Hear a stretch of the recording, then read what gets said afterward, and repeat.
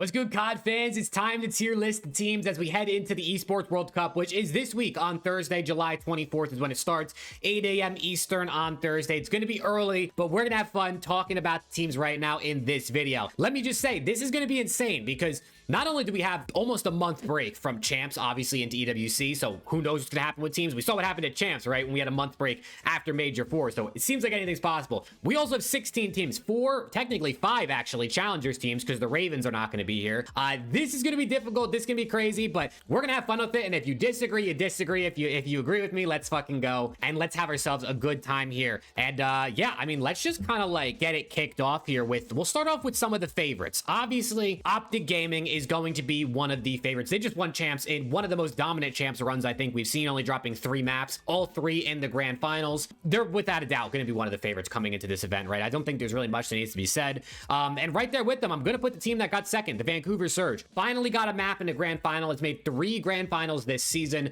They looked good, and this is a team that, especially as we head into like single elim, I do think it gets shaky for them because they often drop to losers bracket. Going into a single elim bracket, if they make it out of their group, which I think they should, will definitely make this interesting, but they just got second at Champs, so I'm going to give them the courtesy of obviously being in the favorites tier. Next up, let's talk about a couple other ones that feel like they might be pretty likely here. 5 Fears, I'm putting them in the getting grouped. They're in Group A with 3 CDL teams, Optic, Rocker, and C9. It's going to be really tough for them to get out of here. They are also the team that took the Raven spot, so they were like the 5th or 6th place team at Challengers Champs. I'm going to be putting them in the getting group. Right there with them, I'm going Team Orchid. This, honestly, this EU team, I think could potentially cause an upset here and there. I mean, they did add Beans, a CDL caliber player, to their team, but I really don't feel too confident in most of these Challengers teams, other than maybe 1 or 2 of them. And honestly, even just getting out of the groups, you have to pretty much probably beat 2 CDL teams, or definitely beat 1 CDL team to get out of your group. So I got Team Orchid down there, as well as I'm putting in Team War, another one of the Challengers teams, especially for them. Linz,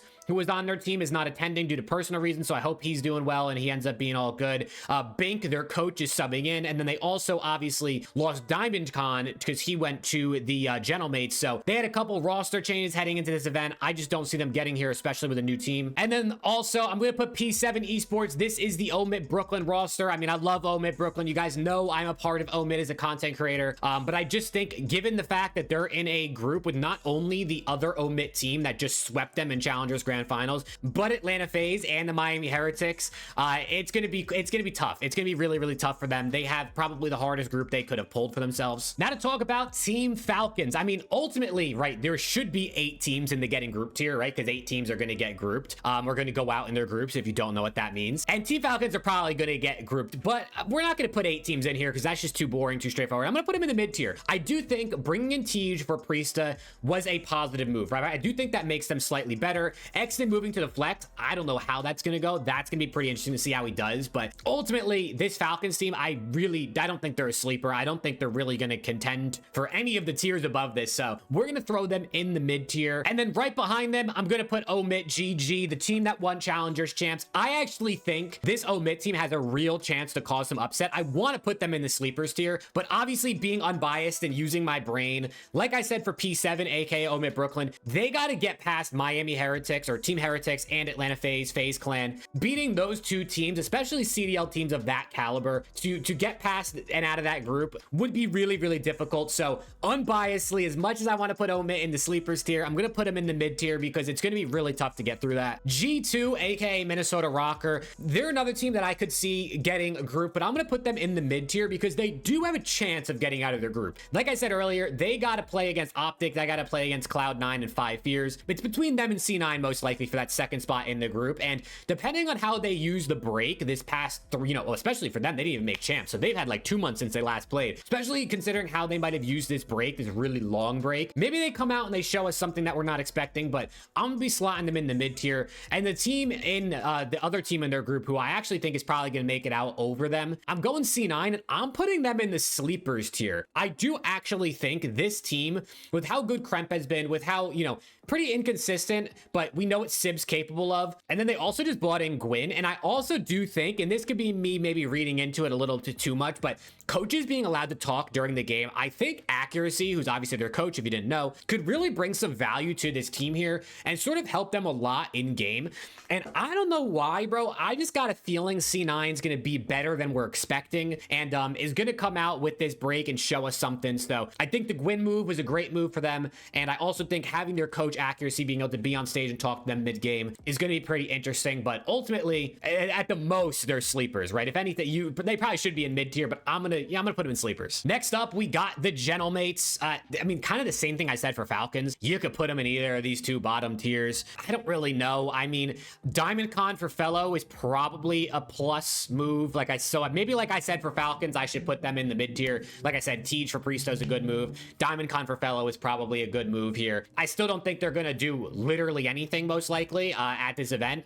They're in a group with Hunter T, Surge, and who's the other team in that group? And Team War, I believe it is. So I don't see them getting out of their group, but I guess anything's possible, right? Anything is possible in Riyadh. Then for the Boston Breach, I'm gonna put them on the sleepers tier. They did just get third at champs, right? So like maybe they continue their form and continue to get better, but Boston is just still so inconsistent to me that I just never know what I'm gonna get from them. And they should probably make it out of their group. I think they're a sleeper team to make some moves and make it deep into this tournament, but ultimately for me, that's where I'm placing them. We're down to our final 4 teams here. And real quick, I just wanted to pop in and let you all know that I'm now partnered with Underdog. With EWC coming up, I'm gonna be posting all of my picks on my Twitter account, which is linked down below. We're gonna be talking about it throughout the stream. So I really just wanted to give a shout out to Underdog. Use code MAV at sign up or the link in the description. Up to $1,000 deposit match and a gimme pick. It's gonna be really, really great. And I'm very excited to be an Underdog partner and to work with them hopefully going forward for a long time. Starting it off with the Miami Heretics. I'm gonna put them on the fringe. Miami is a team we know can literally beat anybody. I mean, they have pretty much beaten everybody you need to beat this year. But the only thing for them is they've never made a grand final, right? They are a team that has not been able to punch their ticket into a top 2, into a grand final.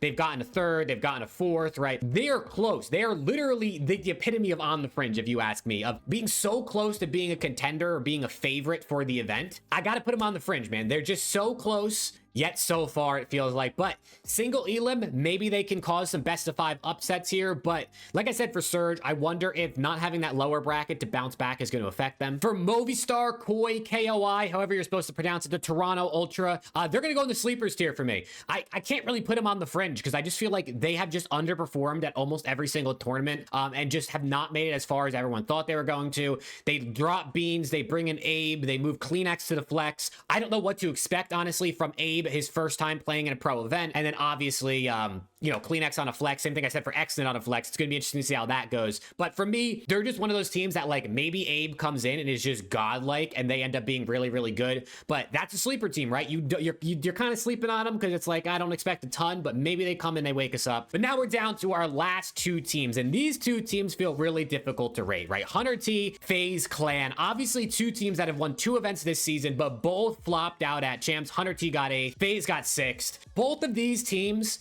feel like because of their chance performance, they shouldn't even be considered favorites, right? But, and this is crazy to me because I looked this up and I looked this up on multiple sites. I have it on my second monitor, which is why I'm looking over here. 100T is the betting odds favorites on every site I've looked at to win EWC. And FaZe is the betting odds favorite to get 2nd or is tied for 2nd with Optic. Every website has Thieves #1 for odds, and then FaZe at 2 or tied at 2 with Optic, who they all have at 3, which is insane, right? So listen, obviously betting odds are not everything, but the sports books, I mean, I guess they kind of know what they're doing. I'll put 100T and FaZe in the favorites tier, bro. I think they're coming out with some vengeance. I think they want to get their vengeance for what happened at champs. Maybe a little bit of bias in there for me, for one of the 2 teams, right? I swear, bro.